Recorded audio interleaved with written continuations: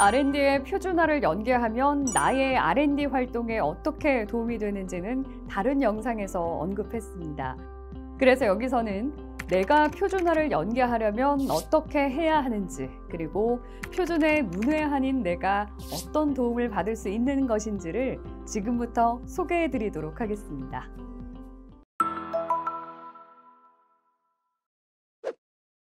우리나라 정부의 연구개발 투자는 지속적으로 증가해서 2022년도에는 약 30조 원 규모에 이르고 있습니다. 또한 우리나라가 국제 특허로 출원한 건수도 2만여 건에 달해서 2020년 기준으로는 중국, 미국, 일본에 이어 세계 4위권 수준에 도달했습니다. 그러나 연구개발의 성과물을 사업화하는 데 있어서 중요한 표준화와의 연계 활동은 저조한 것으로 나타나고 있습니다. 이에 2019년 산업부 국정감사에서는 R&D와 표준의 연계가 미흡하다는 지적이 있었고, 탄소 중립, 소부장 관련 사업에 표준화를 시범적으로 연계하는 사업을 추진하기도 했습니다. 사실 국가연구개발과 표준화를 연계하고자 하는 정책은 2007년부터 추진되어 왔습니다. 그러나 특허와 달리 표준화 활동에 대한 연구 성과가 인정되지 않는 등으로 인해 연구자에게 표준화 활동은 부가적인 부담으로만 여겨져 왔습니다. 그러나 2020년 12월에 국가연구개발 사업 등의 성과평가 및 성과 관리에 관한 법률이 개정되면서 마침내 표준의 성과도 연구 성과로 인정받을 수 있는 근거가 마련됐습니다. 아울러 한국표준협회, 정보통신기술협회, 표준과학연구원이 표준 성과를 관리하는 전담기관으로 지정돼서 연구자들의 표준 성과를 체계적으로 관리할 수 있게 됐습니다. 또한 2020년부터는 산업기술 혁신 사업을 기획할 때 필요시 표준화 동향조사를 하던 것이 의무적으로 표준화 동향조사를 하는 것으로 변경됐습니다. 이러한 R&D 표준 연계 관련 제도를 뒷받침하기 위해 2022년부터 한국표준협회는 R&D의 기획, 수행 및 성과 관리 단계별로 그림에서 보시는 바와 같이 표준화 동향조사, 국제표준화 전략 컨설팅, 표준 연구개발의 성과 관리를 지원해주고 있습니다. 먼저 R&D 기획 단계에서는 의무화된 표준화 동향조사에 대한 기획자들의 부담을 덜어드리기 위해 한국표준협회가 표준화 동향조사를 실시하여 보고서를 기획자들에게 제공하고 있습니다. 보고서에는 R&D 기술 관련 국내외 표준화 현황과 핵심 표준의 선별, 선별된 핵심 표준별 표준화의 필요성 및 시급성에 대한 분석, 표준화 시의 경쟁력과 도출된 표준화 목표를 제시하게 됩니다. 기획자는 이러한 동향조사 내용을 검토하여 표준화 연계의 타당성과 연구과제 내의 표준화 목표를 정할 수 있을 것입니다. R&D 표준 연계 과제가 되어 과제를 수행하게 될 때에는 과제와 관련된 국제 표준화 전략을 수립해주고 있습니다. 연구과제에 포함된 표준화 대상은 정책의 연계성, 시급성, 시장성을 고려하여 표준화 과제로 선정이 되었지만 표준화에 익숙하지 않은 연구자가 국제 표준화를 계획하는 것이 쉽지는 않을 것입니다. 우선 우리나라가 선도적으로 표준화를 주도해 나가야 하는 것인지, 다른 나라와 협력이나 경쟁을 해야 하는 것인지, 아니면 다른 나라에서 만드는 표준을 수용하기만 하면 되는 것인지에 대한 전략 분석이 필요할 것입니다.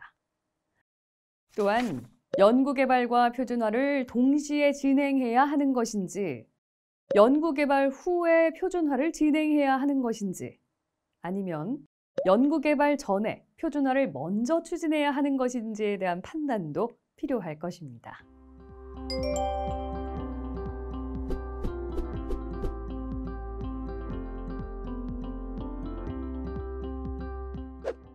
이에 한국표준협회에서는 연구자가 구체적으로 국제표준화를 추진할 수 있는 전략을 수립하여 제공을 하는 것입니다. 연구개발 결과를 표준화하기 위해서는 표준 제정에 참여하는 전문가가 검토해야 할 표준 초안이 필요합니다. 그런데 이러한 표준 초안은 해당 국제표준화기구가 정하고 있는 작성 지침을 따라야 합니다. 화면에서 보시는 것은 ISO, IEC의 표준 작성 지침인데 표준 문서는 어떻게 구성돼야 하는지, 동사, 약어, 단위 등을 사용하는 방법은 어떤 것인지, 표준에 담길 내용이 지켜야 할 원칙은 무엇인지 등을 규정하고 있습니다. 이러한 지침이 표준 전문가에게는 기본적인 사안이지만 연구를 하시는 여러분에게는 생소한 사안이므로 한국표준협회는 표준 전문가를 활용하여 이러한 표준 초안을 작성할 수 있도록 지원해주고 있습니다. 2020년 12월부터 표준 성과도 연구 성과에 포함됐습니다. 그러나 논문이나 특허와 달리 표준의 경우에는 연구자가 표준 제정에 기여했다는 직접적인 증명도 어렵고 연구개발 종료 후에도 표준화가 진행되는 경우가 많아서 표준화 성과를 파악하는 것도 쉽지 않습니다.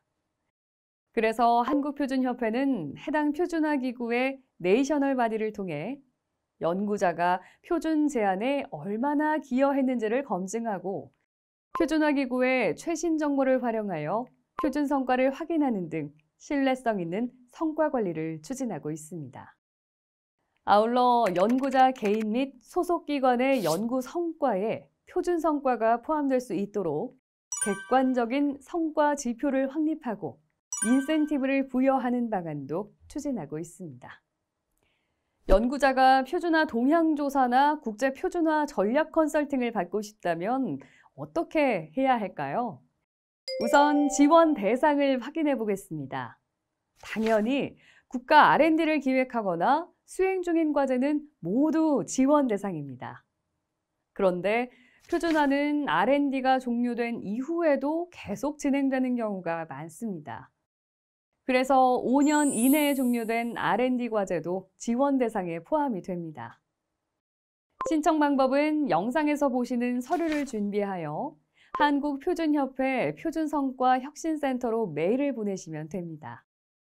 현재 표준화 동향조사는 연간 120건, 국제표준화 전략 컨설팅은 연간 20건을 목표로 하고 있으므로 만약 이러한 지원을 받고 싶으시다면 되도록이면 서두르시는 것이 좋겠습니다.